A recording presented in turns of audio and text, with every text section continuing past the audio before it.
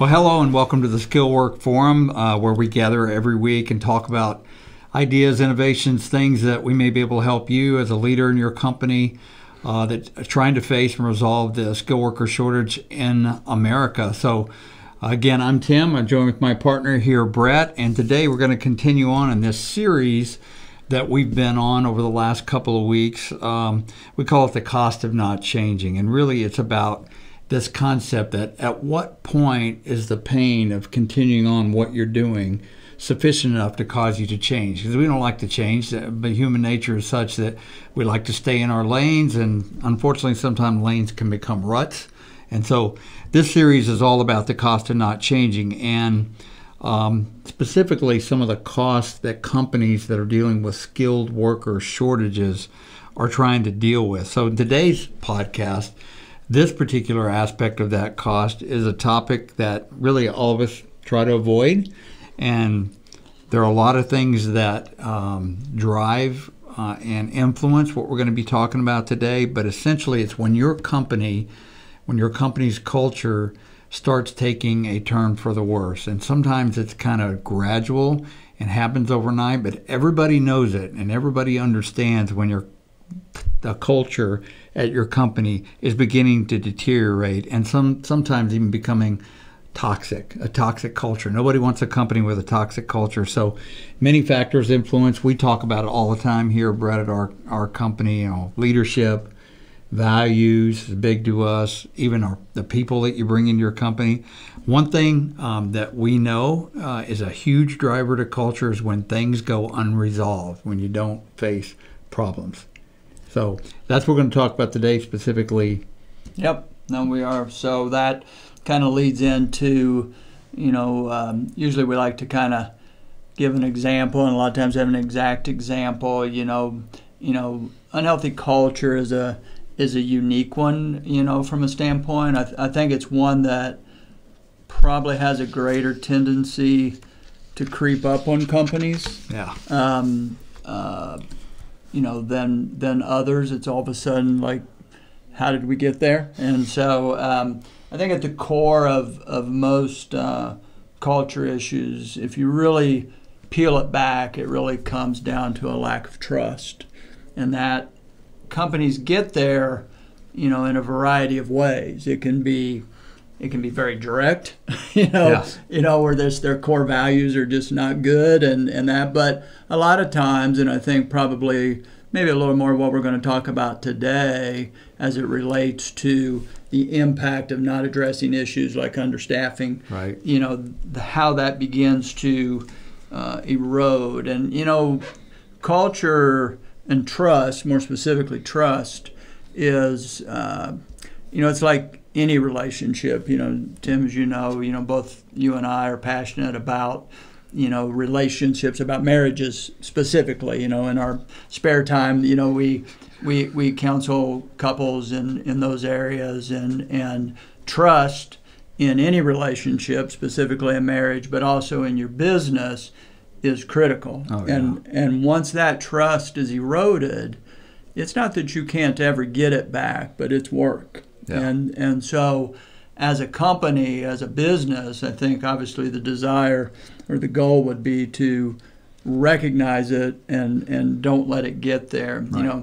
I've personally, we've talked on the podcast, I spent 30 plus years in the food manufacturing space. And so I've personally experienced that trust starting to erode for a variety of reasons. I've probably, in our business today, I've probably observed it more times than you want to count. I think it's a very easy thing to slip into. Yeah.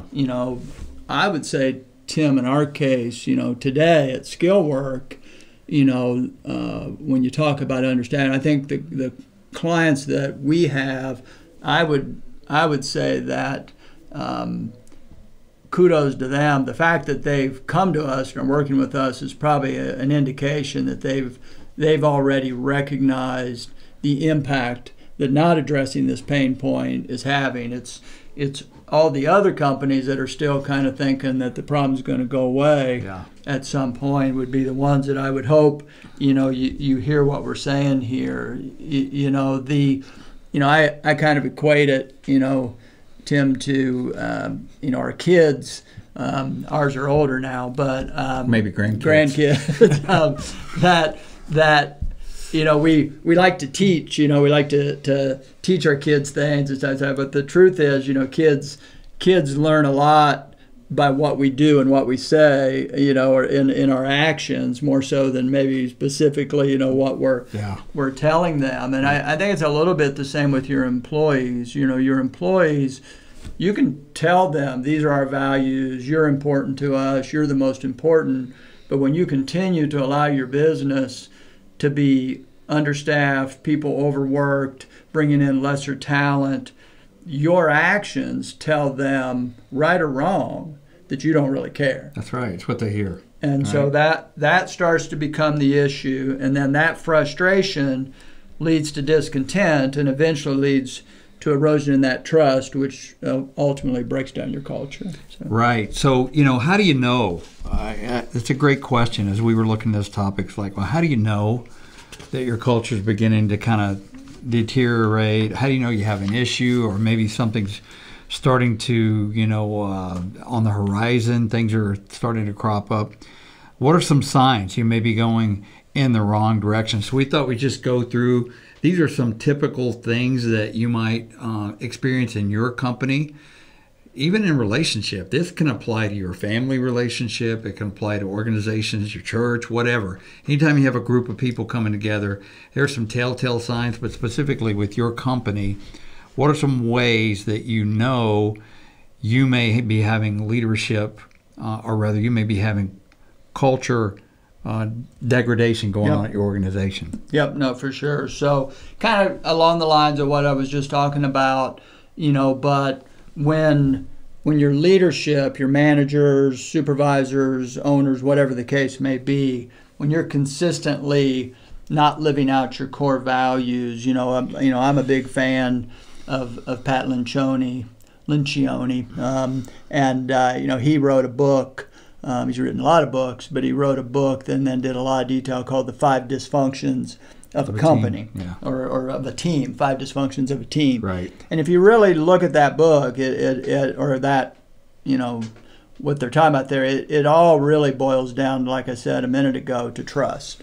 That once trust erodes because the leadership is not living out its core values, then that culture starts to erode. And I think I would caution leaders, us being in that group as well, right?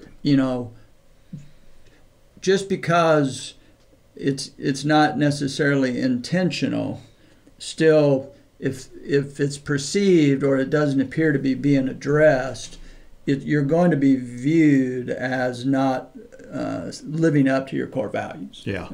Yeah. So I think everybody out there, I would say, probably says, oh, yeah, we have core values. We got them written right here. They're on the wall. Yeah, they're on the wall usually.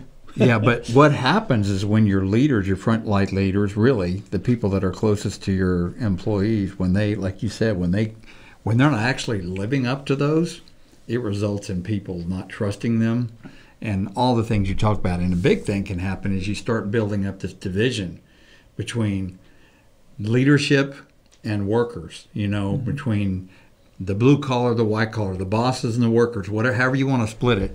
And that's a big deal. So that's the number one sign that your culture could be sliding if people aren't really living into your core values, as Brett covered. The second one is if you are looking around your organization right now and you have a high rate of turnover, if you just can't seem to keep people there, and you've come to we've talked about this in other podcasts, you accept that as your new normal, that it's just part of our business that we're going to have a high rate of turnover, I would say that's probably the best indicator that your culture is on the decline. You have an issue with your culture, because the fact of the matter is bad culture drives people away. Your current employees are driven away by bad culture. And not only that, but not only does it keep your current employees, restless and looking for something different, but job seekers, the people that you're trying to attract to come in and replace those jobs, they won't look at your company, or they will be less likely to look at your company. I read an article that said over a third of employees, say U.S. employees, say that they would turn down the perfect job if they thought the culture wasn't a good fit. And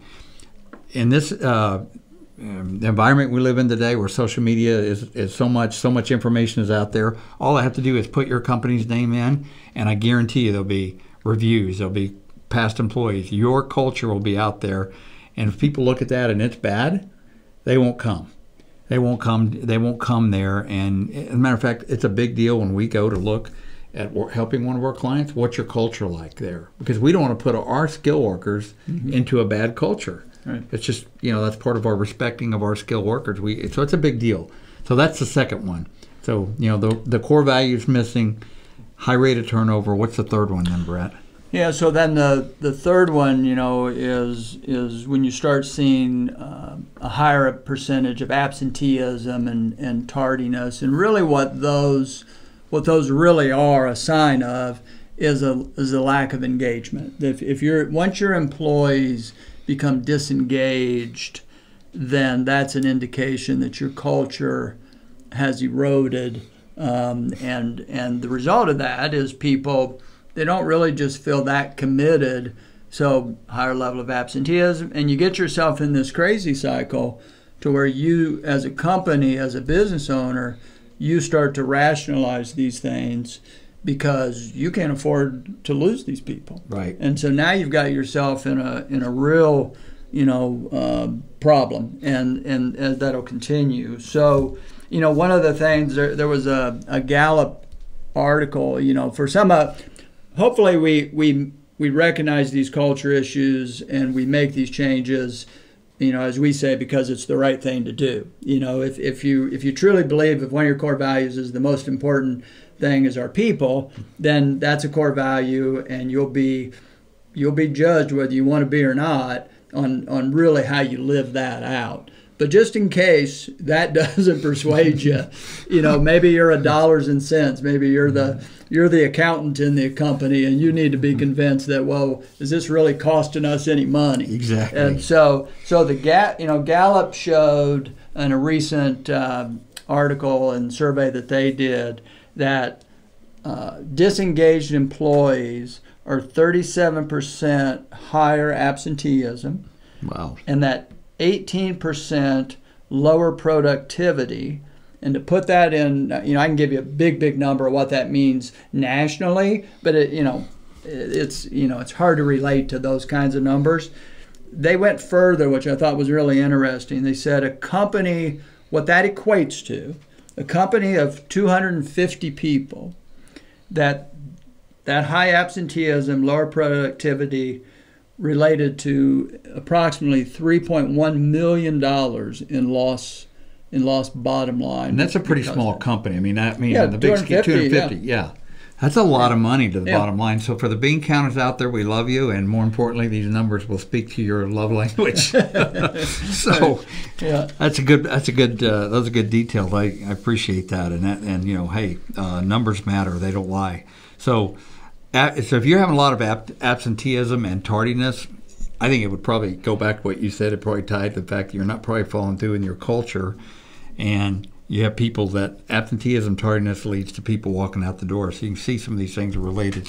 The fourth thing is, if your company right now this may lead to a culture. So it's not necessarily you have a bad culture if this is going on, but it can definitely lead to it. So if you're experiencing a ton of overtime, you're solving all your staffing issues, your delivery issues, whatever the challenge your company with overtime and long hours for an extended period of time, then you're probably headed for rocky waters. You're probably headed for a downturn in your culture. And here's why. When that's going on, that's indicative of the fact that people are being overwhelmed. They're probably handling more responsibilities and juggling more responsibilities than they probably should. That leads people to feeling anxious, a lot of anxiety, a lot of uncertainty. And managers often in this environment start putting unrealistic expectations on people. And psychologically speaking, when people cannot meet the expectations that people that of their leaders and folks that they're trying to measure up to, when that's consistent, it starts leading to a mindset. And that leads to them thinking that not only are they not fit for it, but they don't want to be there. And so these things can lead to, I'm talking long term. Everybody has to sprint for a season, but if that's your long-term solution, chances are you are unknowingly degrading your culture. So that's kind of one you may not have recognized before as a culture issue. What's the last one then, Brett? Yeah, kind of jumping a little bit on what you just said, and you hit on it there at the end, is as we often say, there's a difference between a season and a lifestyle. And when, people almost get engaged, in my past, if we got a big account, we got a big deal, or, a restaurant chain was going to run a promotion, for a season, people almost, they get charged up about it. Be a good thing. Another example right now in this world we're living in right now, I think early on, a lot of the nurses and the impact they were having in the hospitals with COVID, they didn't mind working all the overtime. But now you think about how long it's been going on. Now you're starting to hear a lot of going, this isn't a season. Now now it's starting to hurt culture. Mm-hmm. We would see the same. So people get energized to charge the hill for a season, but if you try to make that season into, well, this is just the solution, then that becomes a problem. So, that piece. But, it all kind of then boils down to, kind of failing, recognizing and failing to basically accept change. Yeah. We were talking about this morning, Tim, in a different topic about, the little book, Who Moved My Cheese, Right. And that is about dealing with change. And in this case, we're talking about understaffing and the impact, long-term impact that has on your culture and so forth. Well, at the core, a lot of the reason why this doesn't get addressed is because people keep going back to the same solutions that worked 10 years ago, which is, for anybody under the age of 50, probably this isn't going to make any sense, but run an ad in the newspaper and newspaper, what's that? and so, but that you would put it out there, and then people would come and fill the jobs, and those days are done. They're just literally done. And if you're still looking to that, to thinking we're going to find, all of a sudden somehow we're going to fix this problem of the skilled trade shortage of talent locally, then that's an indication that you're not really doing what you have to do to fix the problem. Yeah, basically ignoring and hoping things go away. So all these things are, generically issues with respect to your culture and indicators and, telltale signs. But one common thing, and we've alluded to it a couple of times, and really it's the core of what we do, so it's a core part of what this podcast is about. But one common thing that could cause or exacerbate your culture being on the decline is just simply you're not staffed appropriately and you're overworking your employees. And so how do you address the things we talk about? What are some solutions, some things you might look to do to counter some of these declines you may be experiencing in your culture? And the first one is, and we'll just counter each of the things we talked about with these. And so the first one is this refocusing on your core values and really do a self-assessment. We're coming up here at the end of the year. It's a great time to be thinking about your core values as you head in and plan into 21. Everybody's doing 21 planning, or you should be.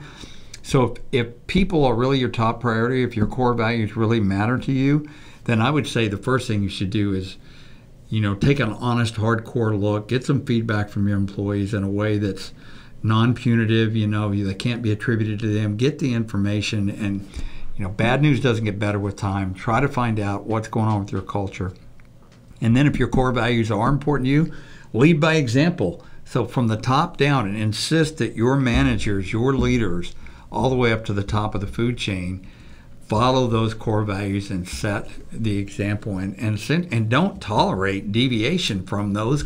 They're core, right? So if there are, number one, make sure they are, and if they are, follow through on them. So this is, I mean, these all are common sense, but maybe it's just something you haven't thought about. So the same standard for all, and make sure you're paying attention to your core value, and then that may drive you to some of these other things. Yeah, no, I think like you said, Tim, it's literally it's as simple in some cases as ask and then listen. I plug occasionally on our podcast. I'm going to have to start charging him for advertising, but our friend Greg Harris over at Quantum Workplace, and that's what they do. They basically ask the questions. They put the surveys together so you can ask your employees the questions. But it's really important, because if you're going to maintain a healthy culture, you have to be willing to ask and listen and investigate. Like you indicated, Tim, problems don't go away just because we ignore them. Unfortunately, usually the opposite is the case. Actually, the problem gets bigger to the point where then we're asking ourselves, why didn't we address this sooner? Yeah. And so, because as we indicated early on, once you erode a culture, building it back is work. Real work. Yeah, because it's based on trust, and we know that trust is earned in pennies and spent in dollars. Exactly. And whether it's a personal relationship, a friendship, father-son, wherever. And so we're talking about trust, and if you tell your people core values is who we are, and then you don't follow one, you lose trust, and trust is a killer to your culture for sure. So what about how do they address the high attrition and turnover if that's what they're experiencing? Well, I think they just have to, like we talk, you can't, if you find yourself accepting, well, that's just the way it is, that's just the new normal. Yeah. I think you have to really challenge yourself. I know, Tim here, obviously, you drive the operation side of our business, and we have, different things that we measure, whether it be, we call them negative outcomes and that type of thing. And the easiest way, as I always say, to overachieve is just keep lowering the bar. Yeah. And so I think that's the danger when you don't investigate, ask the questions, listen to the answers. When you're really, you're not lowering the bar, you're keeping the bar up here, and then willing to do, literally almost whatever it takes to get there. And so yeah, I think that's great, and not accepting that turnover is just the way it is. So things that seem very practical, a lot of people don't do. When people leave, ask them, well, why are you leaving? Yep. Is there something we could have done different that would have made your experience here better? And then the folks that you count on, your long-term employees, and here's the other thing, taking them for granted. Your folks that have been there for a while, taking them for granted, that's a bad thing to do. But you can ask them too. Why do we keep losing folks? The bottom line is, don't just accept it, like you said, Brett. So you talked earlier, and we were talking about some indicators, absenteeism and tardiness. It's a big deal. And I would just say a lot of this goes to leadership, and this one specifically. If you're a leader, or you have people in your organization that are leaders or supervisors, frontline managers, whatever the case may be, they need to set the pace. They need to show up for meetings, for shifts on time. As a matter of fact, early. We've probably all had bosses that said that on time is late and early is on time. And, there's something to that. So be on time and reward people that show up and that have good attendance, and recognize that. And, don't tolerate repeat offenders. I would say if you've got absenteeism and tardiness, say this isn't tolerated. I would say before you do that, find out why. There's probably a good reason why. Most people don't show up every day wanting to ruin their reputation or show up late. So try to find out why. There could be some very real reasons why. It could be everything from childcare to I'm ride sharing to a lot of things. So try to find out why and be flexible and be understanding of circumstances. But set the standard. Don't tolerate it as a norm, and then look for reasons why that's happening. And maybe you need to adjust work or have some flexible work schedules or provide some means to alleviate that. But definitely it'll erode your culture if you just accept it. Mm-hmm. Not a good thing. No, for sure. So then, kind of, we talked about, this season of a lot of overtime, overworking your staff. Really I think the thing you need to do as a business is we need to assess our needs. We need to assess the workloads. Like I said, if you're going to be busy for the next 2 weeks, you're probably not going to go out and make any big significant changes. But right. If you look in our workload, whether it be for us in the construction space, hey, we've got X amount of jobs. You put it on the board, you Gantt chart it out, you figure out your staffing, as opposed to, well, we'll figure it out when we get there, and that usually ends up meaning you're going to be significantly understaffed, right?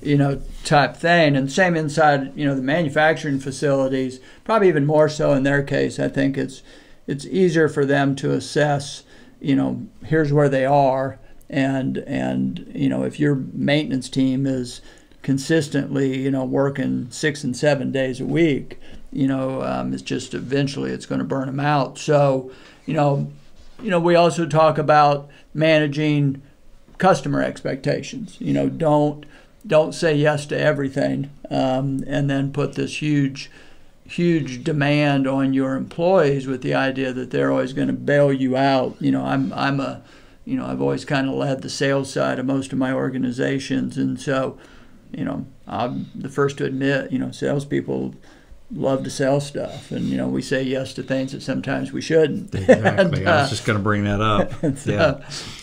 I'm on the operations side of things, and often have been executing, and it's really hard for a big decision is made that we're going to go after, we're going to pursue, we're going to add business. So the top line, that's great, but it's somebody that has to execute that and go out and tell the team that, okay, guys, awesome. Everybody get excited. Now the work that you could barely get done now, I'm going to put some more on your plate. Yeah. It's like, make more bricks, right? Yeah, make more bricks and you don't get straw. An allusion there to a little bit of exodus. Yeah. So overworking staff, it's common sense, right? So the last one is this idea about not adapting to change, failure to adapt. We've talked about this before. The workforce is changing. It's a highly dynamic right now. This idea of a gig economy, and I don't mean gig in terms of like measuring computer power. I'm talking about I've got a gig, I've got a job, a short-term job. There's a gig economy. It's out there. It's real, and it's growing. You need to adapt to that. There could be changes to your company. Long-term commitment to your employees, that's kind of waning as well. As not as many people are looking for that or willing to do that. Traditional hiring practices that you mentioned, those things are really not going to be as meaningful and as productive as they had been in the past. So failure to adapt. So if you've got a culture problem that's a result of you not paying attention, then essentially I think, get your head above the work you're doing every day and take a look around and recognize there's a changing dynamic out there and you need to get smart about it. There's literally nothing that suggests that that this is going to go backwards, that this changing dynamic of the workforce, this demand, we right now, especially in our space, in the skilled trade space, the shortage of workers is only going to grow. So and that group, that younger group that we're trying to pull into to fill those holes is part of this gig economy and part of this change in dynamic. It's okay. They're great employees, but you have to recognize that it's changing and they're more fluid, and you've got to be willing to say, okay, the talent is over here, I need it over here. Who can help me solve that problem? Obviously, that's what we do at Skillwork with the supplemental labor, is that we get them where you need them, when you need them. But you have to be able to look in, because they're not there location-wise. And we talk to companies on and on, more and more and more. But, the truth of it, too, we talk to a lot of companies who recognize everything we just said 100%. They're 10 guys short. They're working everybody overtime. They openly admit they're not here, and yet they resist asking for the help, or they still feel like we're gonna figure this out. Somehow it's gonna fix itself. Yeah, so that they haven't hit that threshold where the pain is such that they're willing to look at a change now, and I would say that companies will eventually get to that point. If they don't recognize it, then they'll probably either not be successful or could actually end up losing their business, their company. So it's that important, and culture specifically is. So just to kind of wrap things up here, culture is something that a lot of things affect it, and this is just one of them, being understaffed. But the bottom line is a toxic culture is going to destroy you from the inside out. That's a huge takeaway from this. And so, just to summarize some of the other thoughts, that's a big one that I had. Brett, what are some other, if you're going to give somebody a takeaway from the day, what are some things, applications from this? Well, I think it's like you said, recognizing it is maybe half the battle. Yeah. The other half of the battle is then doing something about it. Right. Just recognizing something. I can recognize that I'm 50 pounds overweight and I might have a heart attack, but if I don't change anything, I'm still going to have a heart attack. Right. And so, our businesses are the same way, and I think culture is such a delicate one, and being understaffed and not recognizing. You said a minute ago, Tim, about the pain's not quite there enough. I think as a business leader, I think you have to really almost, in this case, you've really got to push this recognition down in your organization, because I think a lot of your middle management, will be the ones that will want to kind of stick with the old. Resist. Yeah. They know the problem's there, and so you almost have to sometimes, I hate to use the word force the change, but you've got to really drive the change. Yeah, we used to call it, when I was leading a big innovative change in a big company, we call it the frozen middle. Mm-hmm. Yep. If the frozen middle has a hard time. So one last thing, we'll just emphasize again the importance of staying true to your core values. And if those really are meaningful to you, pay attention to those, take a look at those. Lead by example is so important. I know for us here, all our core values begin and end with, we want a company that brings honor to God in everything we do.